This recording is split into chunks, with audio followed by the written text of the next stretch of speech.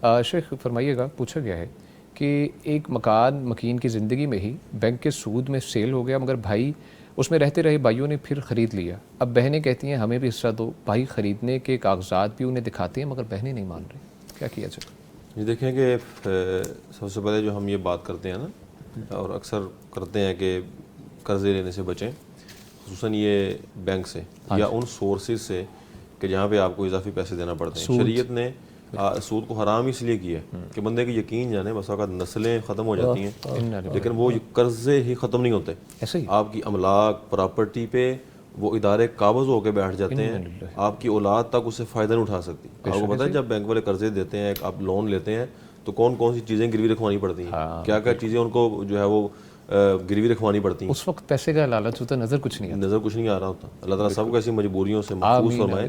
بہرحال جو سوال پوچھا گیا ہے کہ مطلب سود میں مکان بک گیا، اب کام غلط ہے، اب وہ سود لینا یا دینا واپس کرنا کام غلط ہے، لیکن چونکہ اب وہ مکان جو ہے وہ مکین کی ملکیت سے نکل چکا ہے، والد کی ملکیت سے نکل چکا ہے، غلط طریقے سے نکلا ہے، اس نے غلط کام کیا، لیکن اس کی ملکیت اب وہ نہیں رہا۔ وہ بینک نے ظاہر بات لے لی، جب وہ سود کی رقم نہیں دے سکا، لیکن بچوں نے خرید لیا، بعد میں ان کے پاس پیسے آئے، انہوں نے وہ سارا ادا کیا۔ یہ دیکھنا ہوگا کہ اگر بچوں کی خالص اپنی کمائی ہے، بچوں نے اپنے سورسز سے ہی لیا ہے، والد کا بزنس نہیں ہے، والد کا پیسے نہیں ہے، والد کے پیسے نہیں ہے، خالص اولاد کی کمائی ہے، اور انہوں نے اپنی کمائی سے ہی وہ مکان واپس لیا ہے، تو پھر اس مکان میں حصہ نہیں ہے، ان بہنوں کا حصہ نہیں ہے۔ ہاں بہنوں، کیونکہ بہنوں کا حصہ ہے یا اولاد کا حصہ ہے جو باپ ترکا چھوڑ کے جاتا ہے۔ باپ نے چھوڑا ہی کچھ نہیں ہے، جو چھوڑا تھا وہ بینک والے لے گئے، اور دوبارہ محنت کر کے زیرو سے اگر انہوں نے کہا، لیکن اگر حصہ ہے باپ کا، باپ کے پیسے اندر موجود ہیں، دین تو بقدر حصہ جتنا باپ کا حصہ ہے نا، اچھا جتنا باپ کی پارٹنرشپ ہے، جتنا باپ کا پیسہ ہے،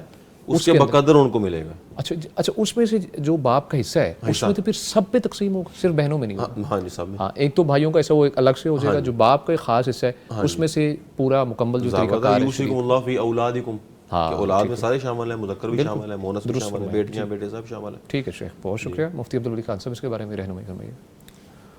بس جواب کافی شافی ہے، ماشاءاللہ۔ اتنی بات ہے کہ جیسے کہ شیخ صاحب نے فرمایا، اس سود لینے کی جو نحوست ہے، بربادی ہے، نسلوں تک جاتی ہے، اور اس کی وجہ یہ ہے کہ اللہ کے نبی صلی اللہ علیہ وسلم نے فرمایا لعن اللہ آکل الربا وموکلہ، جو سود کھاتا ہے اس پر بھی اللہ کی لعنت ہے، جو سود کھلاتا ہے اس پر بھی اللہ کی لعنت ہے۔ یہ کھلانے والا کون ہے؟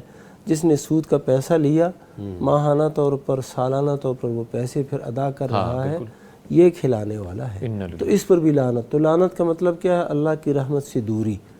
تو یہ پھر نا اس کا نتیجہ کہاں تک جاتا ہے، اس لیے بہت زیادہ اجتناب کرنا چاہیے، اور اپنی جو زندگی ہے وہ جو اسباب آپ کے پاس ہیں، وسائل ہیں، اسی کے اندر ہی آپ محدود رکھیں۔ باقی شیخ صاحب نے جو فرمایا، کافی، سبحان اللہ۔ بہت شکریہ۔